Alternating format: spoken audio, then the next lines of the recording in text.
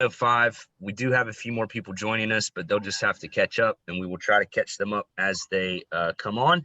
But we are going to get started into our blind tasting. Aaliyah, thank you so much for this slide deck. It is your best work yet. We are going to be asking some questions through this blind tasting, but we do prefer that you answer them in the chat function. And we will try to get to all of your questions, all of your comments as we go through the tasting. Aaliyah and I will both be checking the chat function quite often. So if you have any questions, please put them in there, and then we'll do the big reveal at the very end, and we'll see how everybody did. But no matter if you get them all right or if you get them all wrong, as long as you enjoy the wines and have some fun, that's all that really matters. So here we go. Show of hands. You can put your little hand raise on the computer. I think there's some way to do that. I haven't figured out how yet. Or if you just want to raise your hand physically, that's fine too. How many of you have done a blind tasting before? I know I have. I know Aaliyah has. Looks like Natalie has. Not sure about the Blackstones. Amy Davidovich raised her hand. Yes, she has done a blind tasting. And it looks like a few of you have, which is awesome. Dee Dee, never. Emily, no. All right, so we got some newbies. We got some experienced people, and we're going to go through all of the basics for everybody just so that we're all going to be on the same page. Now, blind tasting, there's a lot of misinformation around blind tastings, just like there's a lot of misinformation around everything that has to do with wine. There are people that claim they can taste any grape from anywhere in the world, from any vintage, and be able to tell you what that grape is. That's bullshit. There's no one in the world who can pick out any grape from any region from any year. So if you hear somebody say that, it is a load of horse crap. There are over 2,000 different grape varietals in the world. There are hundreds of countries that grow wine. There are multiple vintages, and it is impossible to be able to pick out blind every single time the right grape, the right vintage, and the right country. There's just too many variables that go into that. Now, that being said, there are people that are very good at blind tasting and can get the right answer most of the time when it comes to blind tasting, or at least get it close. But what happens, and what we're going to do for you in this blind tasting, is we narrow the playing field. So let's just take one example of blind tasting setting, and that's the Master Sommelier program. In the Master Sommelier program, there are only certain grapes that they're going to test you on. They're not going to test you on all 2,000 of the grape varietals in the world. So they narrow that box down to, let's say, 50, just for the sake of argument. It's not the right number, but it's a close number to how many grapes can be on the Master Sommelier test. So you have to study those 50 grapes and know those 50 grapes really, really well. You don't have to study the 2,000 grapes and know 2,000 grapes and be able to identify blindly 2,000 different grape varietals. And so we're going to make it easy for you, and we're going to narrow it down as well. And I don't know why I just lost my video, but here I am back. So we use visual, aromatic, and taste observations to evaluate a wine and try to figure out what that varietal is, what region it is, what year it is. We're not going to do region and year this time. We're just going to keep it simple, and we're just going to focus on trying to figure out the varietal that it is. You can be evaluating for quality. So when we taste wines in the store, we're evaluating the quality to make sure that they're of fermented standards, and then attempting to decipher the origins of the grape, or for preference. Tonight, we're going to attempt to evaluate for the grape varietal itself. So that's what we're trying to figure out. What grape varietals are we tasting? All right. Now, this is the notes graphic. That's the word I'm looking for. This is the graphic that we found to help you evaluate this tasting. So in each wine, you'll see a note for appearance. That's the way the wine looks. Aromas, that's the way the wine smells. The palate, that's the way the wine tastes on the palate. Your score and your notes.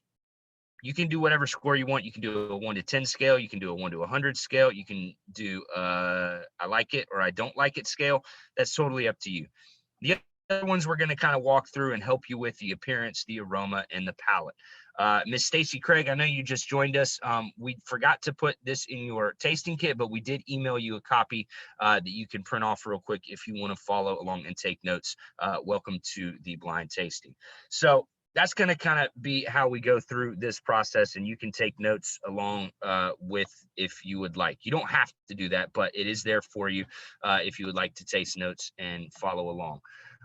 So for those of you who just joined us, we're doing blind tasting.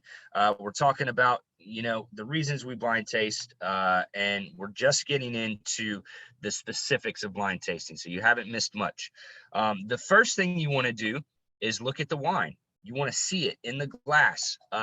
Most of the time, you're going to want to hold it next to a white background so that you can see not only the color, but also how translucent it is. And with the white background, you're going to see that the best. After you look at the color, and you really should do this in every tasting, but you don't have to. It's very, very important for the blind tasting format because it's going to give you the clues as to what the wine might possibly be. So see it, swirl it. Swirling it makes the wine interact with the oxygen more aggressively and releases esters and aromas into the air so that you can sniff the wine better. See, swirl, sniff, get a few good sniffs in there. Try to think about the aromas that you're smelling. All of wine is based upon memory. So when you're smelling something or when you're tasting something, it goes to your personal memory of the aromas and the flavors that you've tasted in the past. So everybody's sensory perception and memory is going to be a little bit different. So if I get lemons and you get limes, we're not that far off. We just have different memory perceptions of what we're smelling in the wine. So don't feel bad if you don't smell everything that everybody else smells, but continue to hone that sense of smell and continue to hone that palate.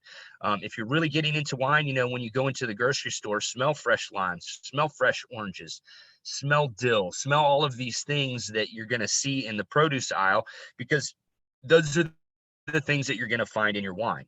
So you have to constantly train yourself to remember the smells and the flavors of the foods that you're eating. Though in a COVID society, you may want to then pay for that dill or that lime or something that you. Yes, thank you for that, Aaliyah. Just a thought. Yes, in today's society, you may not want to just walk through the Publix or Kroger sniffing everything and then putting it back.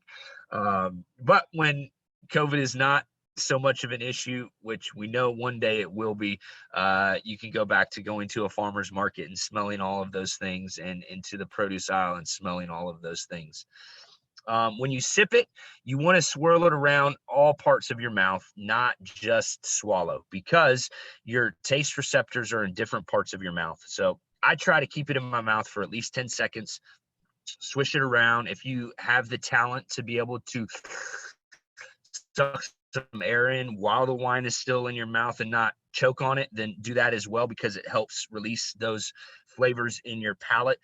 Swirl it around, swish it around, and then you can swallow, and then think about what you're tasting versus just tasting it, which is the savor aspect of it. Savor it, think about it. Don't just drink it. And that is the path to wine evaluation and proper wine evaluation. All right. So as I said, we're going to help narrow down this process for you so you don't have to guess from 100 different grapes what this is going to be. So noble grape varietals, those are the most popular grape varietals. And for our intents and purposes of blind tasting, we're not going to throw a super obscure grape from Italy or a super obscure grape from France at you, because chances are you've never heard of that grape, much less never tasted that grape. It wouldn't be fair to you. So we're going to start easy. We're going to start with training wheels, so to speak, and we're going to help narrow down that part of it for you. So for the first two wines, obviously we're going to be doing whites. We'll get back to the reds when we get to our two red wines. there's 18 noble grape varietals ish. Some people say 20, some people say 14. It's up for debate, but we're just going to say 18 because it's a nice, clean number. So for whites, Semillon, Chenin Blanc, Moscato, Viognier, Chardonnay, Riesling, Gewürztraminer, Sauvignon Blanc, and Pinot Grigio are generally considered the noble grape varietals. Those are grapes that a lot of people know. Those are grapes that are very popular and are planted in a lot of different places, and that's what makes them noble. They've been around for a long time. They're very, very popular, and they're planted in a lot of different places in the world. For today, we're going to narrow those 18 down for whites to 4 and for reds to 4. So you've got my percentage math isn't working right now in my head, but you've got a good chance of guessing which varietals we're going to be tasting through this process. So the 4 that we're going to focus on for whites are Chardonnay, Riesling, Pinot Grigio, and Sauvignon Blanc. Those are grapes that most of you have probably had at some point in your wine drinking experience. And those are the ones that we're going to talk about. So when we're evaluating a wine, and please begin to evaluate number 1 while I'm talking about this. And you can go back and forth from number 1 to number 2 while we're talking about these wines, evaluating them in your mind, getting to know the flavors and the profile as we're talking about these different grape varietals. So there are some general characteristics of each grape, and that's what we're going to look for. We're not going to look for outside of the general characteristics. There's always exceptions to every rule, and there's always exceptions to every generality, and that is true. But we're just going to focus on some of the most general characteristics of each of these grapes. So Chardonnay, it's medium to full-bodied wine, acid, medium, alcohol, anywhere from 12 to 15%. Aromas and flavors that you typically find in Chardonnay: yellow apple, tropical fruit, butter, and vanilla. Riesling, light-bodied grape, generally. Acid, very, very high. Alcohol, 10 to 12%. We'll say 10 to 14% for a dry style. Less than that if it's a sweet style, but we're really only going to talk about the dry style right now. Aromas: lime, green apple, peach, floral, steel, honey, petrol. Petrol is the telltale on Riesling. Almost always has some sort of petrol, gasoline. That kind of aroma is a hallmark of Riesling. Sauvignon Blanc, light to medium bodied, high acid as well. Alcohol 12 to 14%. Generally flavors: gooseberry, green apple, white peach, whetstone, grass. Pinot Grigio, light to medium bodied, medium acid, 11.5 to 13.5% typically. Aromas: apple, whetstone, pear, lemon, peach, floral, and hay. Now, those are all very correct descriptions of these grapes. What gets confusing is you'll see that several of them have the same characteristics. Chardonnay can have apple characteristics. Riesling can have apple characteristics. Sauvignon Blanc can have apple characteristics. Pinot Grigio can have apple characteristics. So there can be similarities in all of the different grape varietals, but there are distinct differences as well. If you have an apple with high acid, you can generally rule out Pinot Grigio and Chardonnay because those are lower acid wines. So we would go between Riesling and Sauvignon Blanc based on the acid level. And so factoring in all of these different flavors, aromas, the way that the wine is composed between the acid, between the flavor profile, between the sweetness level, those are what we're going to look for indicators on which grapes these are going to be. So mystery wine number 1. Let's look at it. Let's swirl it. Let me get my little white background here. And we're going to look at some of these characteristics. And again, if you want to put in the chat function what you're getting from these wines, we would love to see that. And we'll talk about some of the feedback that you're giving in this discussion. So wine number 1, when we look at the appearance, we're going to look at what type of color it is. With white wines, the general descriptors are going to be straw, yellow, green, golden, clear or hazy, see-through, dark, light. Those are the things that we're looking for in the appearance. This is going to give us a little indication, but appearance is, other than a couple grapes, going to be one of the least telling of the different things that we're going to look at. But it is important. It'll tell us how much age the wine has. It'll tell us generally if we can rule out different things. And as you're blind tasting, you want to kind of rule things out. If we're talking about Chardonnay, Riesling, Sauvignon Blanc, and Pinot Grigio, typically, and this is not always, but typically Chardonnay and Pinot Grigio are going to be the darker colored of the wines, in as far as like a darker yellow, a darker hue. And then Sauvignon Blanc and Riesling would be a little bit lighter in that green, the yellow, the straw characteristics, because they are typically lighter skinned grapes and they have more of a greenish yellow tint versus gray for Pinot Grigio and a darker kind of yellow for Chardonnay. So I am going to say that this is a light yellow straw color appearance for wine number one. All right. Now we're going to get into the nose. We're going to get into the aromas. Just based on the smell, I get a little bit of lime, a little bit of lemon, a little bit of grassiness, a little bit of herbaceousness, almost like a tarragon.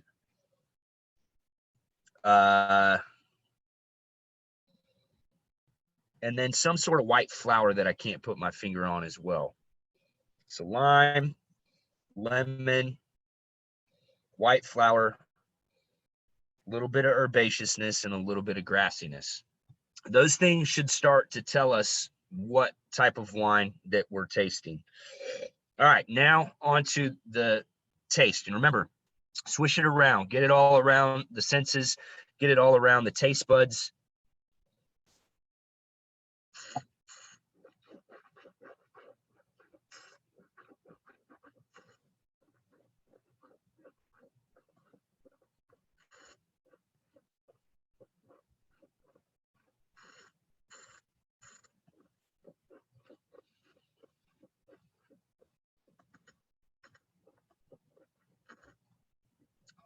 So the first thing that I notice is the acid in this wine.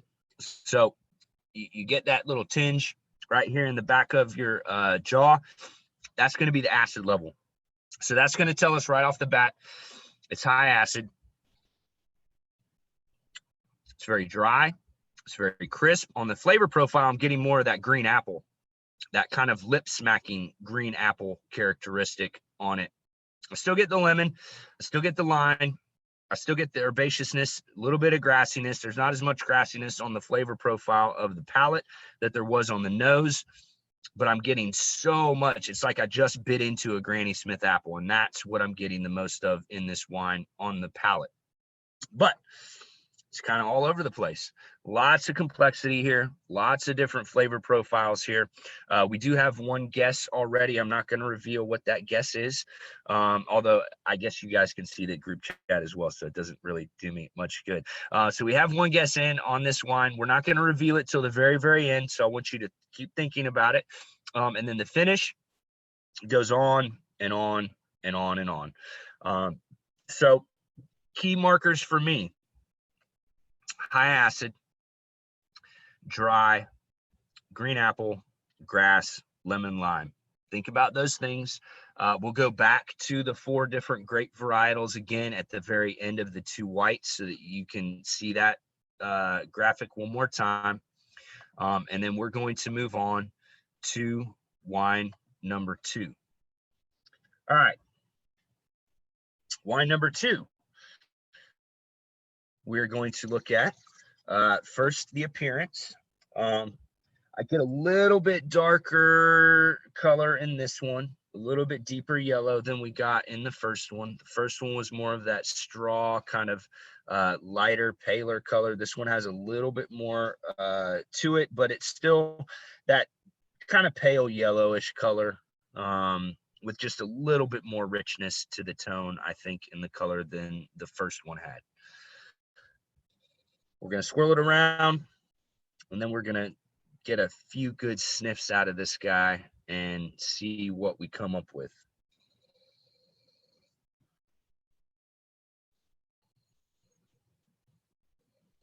On the nose on this one, I almost get peaches and cream as the very first aromas that I'm getting on this,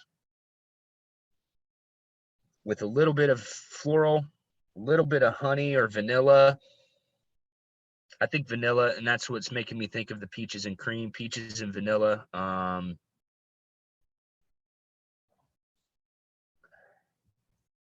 And then there's something else that I can't put my finger on right now. We will see if the taste will give us any more indication. A lot of times, if you're confused on a smell, the taste will help to figure out, help your mind to figure out what that smell is that you're smelling.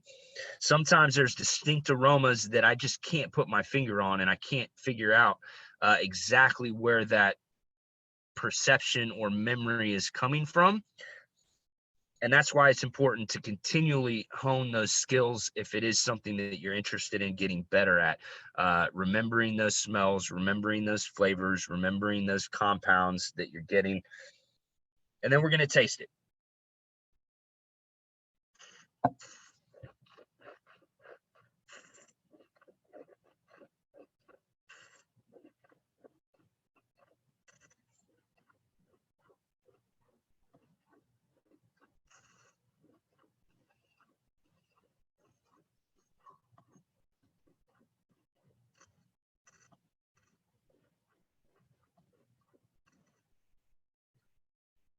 All right.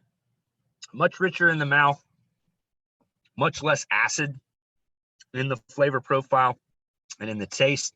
I don't get that tinge back in my jaw the way that I did with the Sauvignon Blanc. So creamier, richer.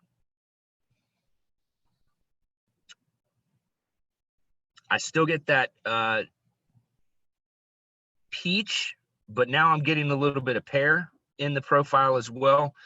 I still get that vanilla, and I get a little bit of almost a toasty characteristic. I think that's what I couldn't figure out on the nose. It's almost like a toasted marshmallow that I'm getting in the flavor profile, along with the peaches, along with that pear. I also sense just a little bit of green apple in this one as well, although it's not as pronounced as the one that we just had before. And both of them, the first thing that strikes me in both of these wines, not thinking about the varietals, is the incredible balance that they both have between all the flavor profiles, and also the depth of flavor and complexity that both of these wines have for white wines. A lot of people think of white wines as being simple and easy, and although they are simple and easy, they can be very, very complex and deep in their flavors as well. The finish is dry. Trying to think of anything else that I get, and anything else that y'all get that I'm maybe missing in the flavor profile as well. Feel free to put in the chat function. But I think that we've covered those two pretty well. I'm going to run back here to my slide of these 4 grapes real quick, and then we'll talk about each of them. So in the first one, it was high acid, it was green apple, it was lime, it was lemon, it was grass, it was herbs. So based on those things, try to decide what you think that finished wine is. You can put it in the chat. You can put it on your sheet, whatever you want to do. Hold it in your back pocket. That's fine too. And then for number 2, peaches, pears, vanilla, that toasted marshmallow, and a richer, less acidic finish than the first wine. So based on those things, which ones do you think are wine number 1 and wine number 2? And again, we're going to reveal at the very, very end, so you're not going to get your answer right now. I just want you to think about it while it's fresh in your mind. And we've got some guesses so far. Peach and cashew. Yes, I love that cashew reference in there. Absolutely. That little kind of hint of nuttiness on the end of the wine. All right, so we've got some guesses, but you're going to have to wait till the end to see if you are correct or not. All right, moving forward real quick to our red wines. Great job, everyone, on the whites, and we're going to get into the red wines. So back to the noble varietals. We have 18 that we're talking about here, but we are going to really look at just narrowing down the red varietals, just like we did the white varietals for you. So for our discussion today, we've narrowed it down to 4 different grapes. We're going to talk about Pinot Noir, we're going to talk about Merlot, we're going to talk about Malbec, and we're going to talk about Cabernet Sauvignon. Very, very popular grapes. The other red noble varietals, Syrah, Tempranillo, Sangiovese, Grenache, and Nebbiolo. Those are considered the noble varietals for red. Talking a little bit about each of them.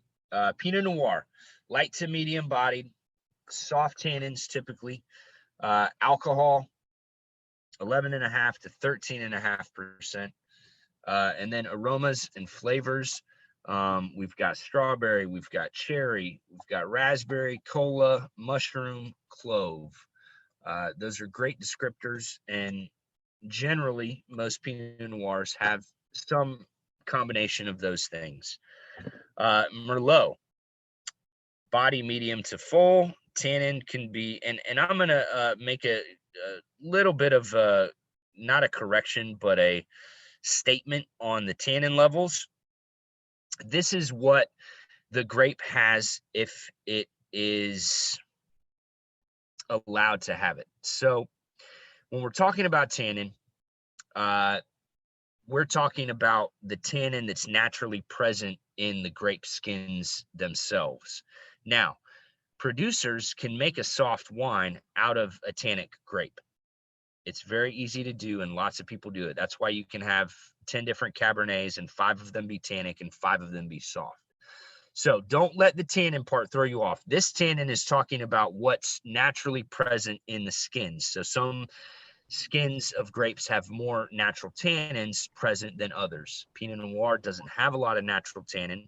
Sometimes it picks it up from oak. Sometimes it picks it up from a cooler vintage that the tannins are a little bit harsher. But Merlot, Malbec, and Cabernet Sauvignon, even though they're medium to high tannic grapes, they can still be softer wines on the finish. So it can be a little confusing sometimes with the red wines versus white wines. So Merlot, medium to high tannins in the skins, alcohol 13.5 to 15%, aromas, cherry, red plum, milk chocolate, graphite, vanilla. Malbec, medium to full, medium to high natural tannins, alcohol 13.5 to 15%, aromas, red plum, blackberry, vanilla, tobacco, cocoa. Cabernet Sauvignon, full-bodied, medium to high tannin in the skins, 13.5 to 15% alcohol, aromas and flavors, black cherry, black currant, cedar, baking spices, graphite. So there can be a lot of similarities, and we purposefully made this one a little bit harder for you just because it's fun for us. Merlot, Malbec, and Cabernet Sauvignon can have a lot of similarities. They're often blended together. In Bordeaux, those 3 grapes are very often blended together and grown together because they're very complementary, and they can have some of the same flavors and same aromas, and they are sibling varietals. Yes. So we are going to look at these 4 and try to narrow down the 2 that we have in front of us based on these descriptions for the red wines, just like we did with the white wines. Mystery wine number 3. All right. We're going to look at the appearance. I see lighter color. I see garnet, maybe violet, more garnet in the color. Aaliyah, are you able to join in now? We missed you on the whites. We had a lot of fun. Yeah, sorry. I had some really amazing people in the shop. A young man just got promoted to the Air Force, so he was celebrating. Awesome. Yeah, Celebration. I love yeah, it. yeah. So hi, I'm here. So now we're swirling, and then we're going to get into the nose on this wine.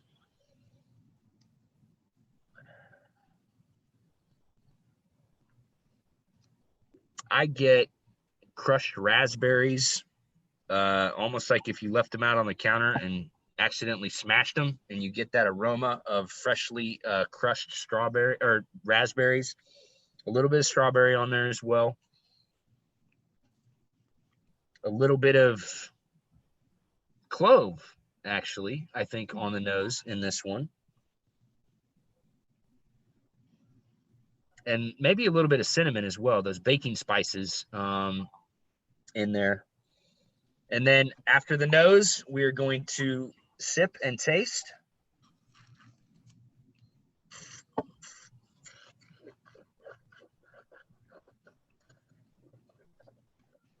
Such pretty bright red fruits.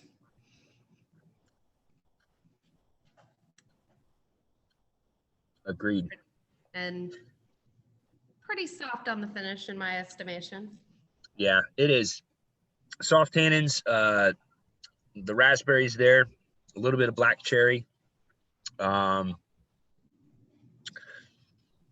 baking spices are still present in the palate. You get a little bit of almost like a forest floor, wet leaves, that scent in the forest right after a fresh rainfall. I get in there as well. Very well balanced, good acid. Acid on reds comes across a little different. If it's a really high acid red, you will get that tinge back here in your cheekbones, just like you do with the whites. But you also, with red wines, you'll get that salivation at the very end of an acidic wine as well. And so that salivation, the salivatory glands just continue to create moisture. That's going to be coming from the acid in red wines as well. So I'd say medium acid on this. The bright red fruits, the baking spices, and then dry, smooth, soft finish on the back end.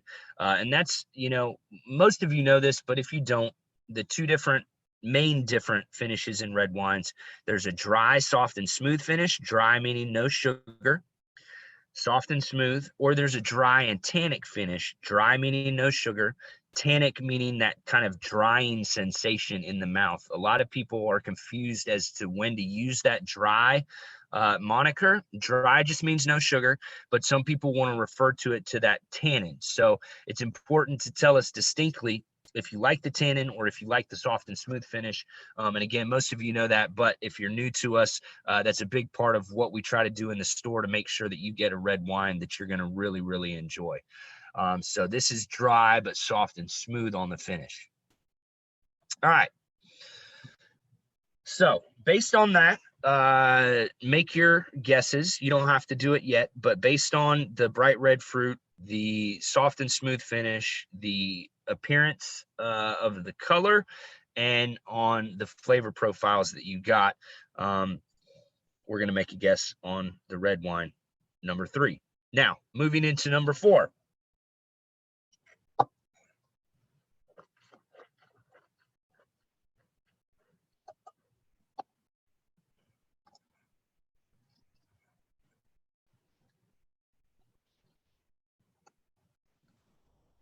All right.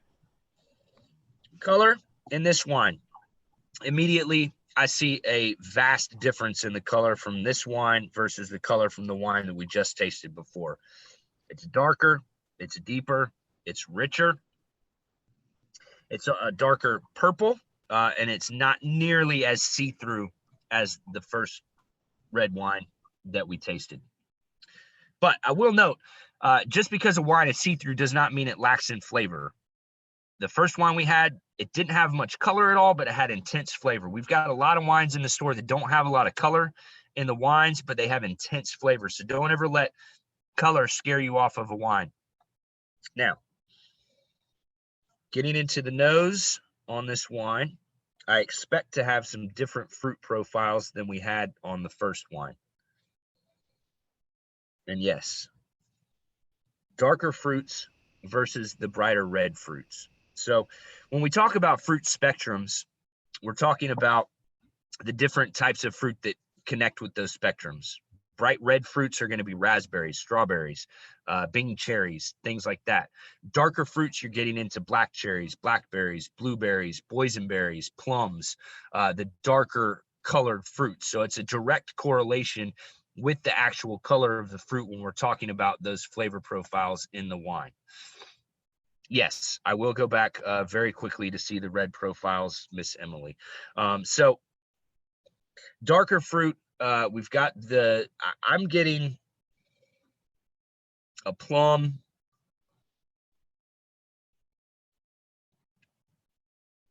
a blackberry, a little tiny hint of anise, I think, in there, or a licorice flavor. Maybe it's a violet, not a licorice. I get those confused a lot. Currants, yes, absolutely, Miss Amy. Great call on the currants. And then just a little bit of vanilla, I think, in this one as well. All right, so let's taste. Talk about that a little bit, and then I'll go back to those slides and we'll talk about the generalities just a little bit more.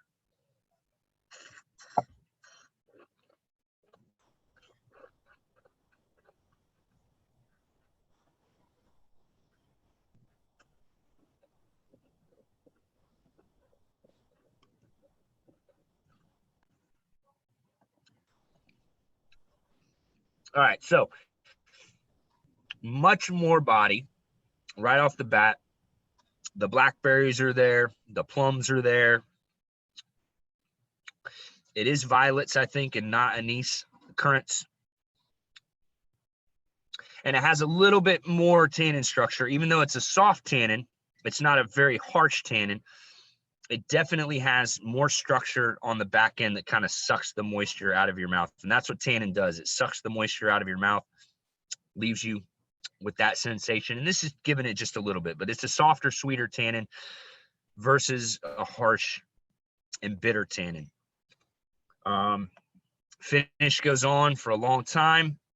It is a little bit lower acid than the first one that we tasted. And here is our slide on grape varietals for reference. So again, Pinot Noir, light to medium, soft, aromas, strawberry, cherry, raspberry, cola, mushroom, clove, Merlot, aromas, cherry, red plum, milk chocolate, graphite, vanilla, Malbec, red plum, blackberry, vanilla, tobacco, cocoa, Cab Sauv, black cherry, black currant, cedar, baking spices, and graphite.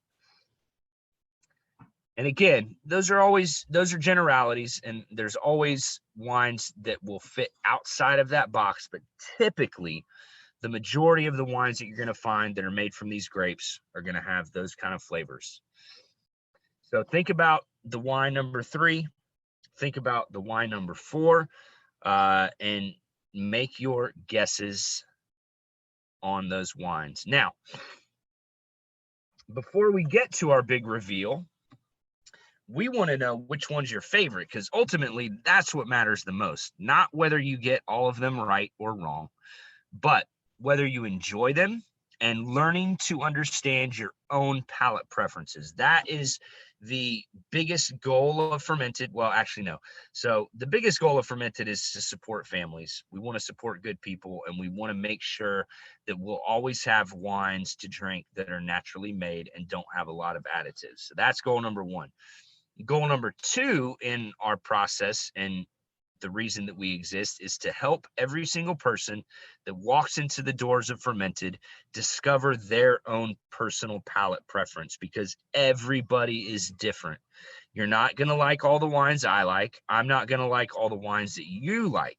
That doesn't mean that either of us are wrong or that either of those wines are bad wines. For so long in the wine community, we have had people tell us what wines we should drink and what wines we shouldn't drink, based on points, based on recommendations, based on the authorities in the industry.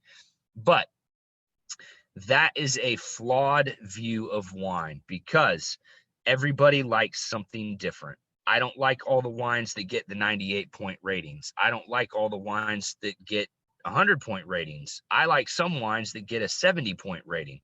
What does that say about me? Does it say that I'm wrong? No, it says that I have a palate preference and I know what my palate preference is. And that's what we want to help you discover, what your palate preference is, so that we can help you find wines that you're going to enjoy, that come from families that are good people that we all want to support. So looking here at some of the favorites, we've got 4, 3, and 1, number 1, 2 and 3, 1 and 4, 4, 1 and 3, 4, 1 and 3, 2 and 3, 3, 1. We have a lot of favorites among these lineups, which is what I love to see. It looks like a pretty even split, and I'm not going to take the time to count them all up this time because they are so close. I counted them up. Sorry. You counted them? Dang, that was quick, Aaliyah. Well done. Piece of paper will do it for you. And currently, yes, it will. Believe me, mathematics would not be on my own. Currently, 1 and 3 are tied. Oh, we had one just pulled into the lead by 1 point. Another one. And I'm loving that people are surprised. One continues to pull in the lead. So right now, people are loving number 1.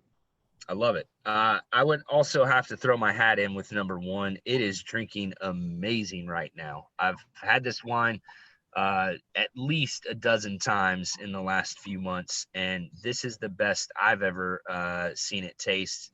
Even though it always tastes great, it's really drinking awesome right now.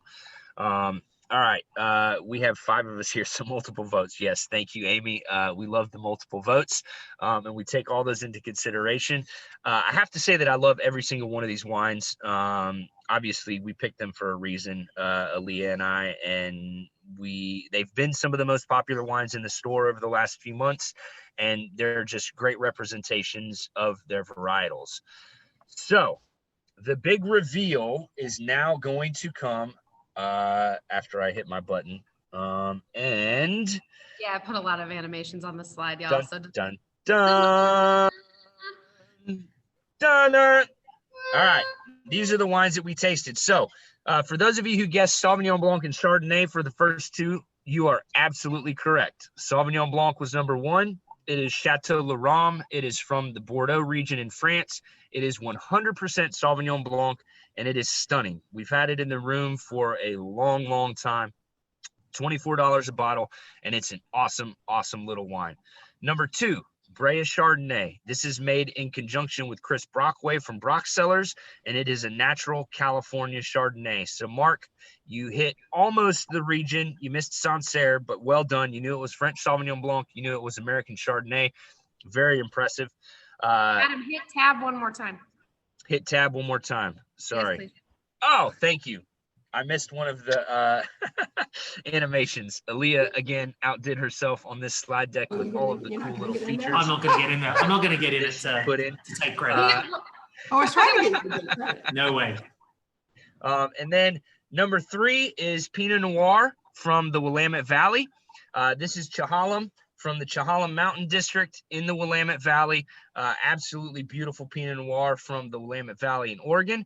And then number 4 is a Malbec from Argentina. This is new to the shop and has been so popular that we sold out right before Christmas. We're actually sold out of 3 of these wines coming up till Tuesday this week because they have been so popular in the store. They're also all very, very small production, which lends to their popularity and them running out of stock constantly. So, you already put prices in here. Well done. Well done. So yeah, 24 for the Sauv Blanc, 21 for the Chardonnay, 25 for the Pinot Noir, and actually 24 for the Dirigudi Malbec. You were very, very close to Leah. I was so close. Yeah, you were so close. So hit tab one more time. Oh, sorry. Yay! Yay, the confetti. Sorry, I didn't do a very good job of running the slideshow today. No, it's okay. I threw a lot extra in there that I don't think any of us were prepared for. I just got real excited. I figured out. As you should have, because it is awesome. And so again, blind tasting is a fun exercise, and it's a great way to hone your skills. It's a great way to have some fun, to try and better your better half if you're with a better half and in competition on who gets the most right. And it's just a fun way to analyze wine, to think about it from a different perspective. But at the end of the day, the most important thing is liking the wine that you're drinking and liking the people that you're drinking it with. And in this day and age, both of those things mean a great, great deal to us and to you. And so I hope you all have had fun. I hope that this tasting has been educational, has been exciting. Great job for those of you who guessed multiple of these right. And great job for all of your participation and everything that you offered to the tasting. I will say that we will be doing more blind tastings. We don't have a set schedule yet, but coming up, we will be doing more of these blind tastings via Zoom. So look for those on the upcoming lineup. Next couple weeks, we have Mr. Don Hackett, the Cork Teas next week. He's done a few tastings with us. He's one of our favorite wine personalities in the wine business here in Atlanta. He's awesome. Most of the good wines that you're drinking come from him or his company, along with a handful of other small companies and large companies as well. We find the hidden gems in all of the distributors and work with about 20 different distributors in the state of Georgia to get the wines to you. Don Hackett's one of our favorites, and he's going to be on the tasting next week. And then after that, we have Christmas Table. We're going to release our Christmas box here very soon. So be looking for the Christmas 6-packs. For those of you who got the Thanksgiving 6-packs, I hope you enjoyed them. I hope it made your Thanksgiving festivities amazing, and not have to think about what you're serving as much. That's what we want to do, make it easy for you. I forgot to mention 5% off on all of these wines if you purchase them and mention that you were on the Zoom tasting and that's why you were purchasing them. You can do that through the website. Actually, no, we don't have the 5% set up through the website yet. So we can give you the 5% in store right now when you come in to grab some of these. And we have plenty of them in stock right now, but I don't know how much longer the Malbec is going to be in stock or the Brea Chardonnay is going to be in stock. Those are the two least produced of these four. We're able to keep the Chahalem and the Laram in stock pretty regularly, but the other two are super, super limited. We get a few cases here and there, and then it runs out, which is why we were waiting on them to come back in stock this week. And one more thing. If you guys have, of course, tasting feedback, so about your experience over the last couple of months, or if today's your first one today, and then any theme ideas, any things you guys would want to see for 2021, we're looking at building the calendar now. So if there's a particular region you're interested in, if there's a particular style, or, you want all rosés, whatever you're kind of thinking you'd want to see in the future, please let us know. Some of it, of course, with smaller production will depend on what we can get and what we can find. But please send that feedback to me at Aleah, ALEAH at fermentedatl.com, which I also put in the chat. So any feedback, suggestions, ideas that you all have, we want to consider that as we're looking forward to 2021. Yes, thank you, Aleah, for that. We are always looking for feedback. And I also want to note, if you love us and you have the time, give us a Google review, give us a Facebook review, give us a Yelp review, anything that you can do to help people find us and to help them know that we're worth checking out, we greatly appreciate. And we always appreciate your support. For those of you who are Wine Club members, thank you so much. For those of you who haven't joined Wine Club yet, you should, because you get 10% off all of your purchases, and you also get wine curated for your palate. And the more we get to know you, the more we hone in on that palate. And happy holidays. Christmas is just around the corner. Think of Fermented for all of your gifts. We've got Wine Club, we've got gift cards, we've got Christmas curated packs. You can find all of those on the website, fermentedatl.com, which actually is my next slide. So if you're new to us, check us out.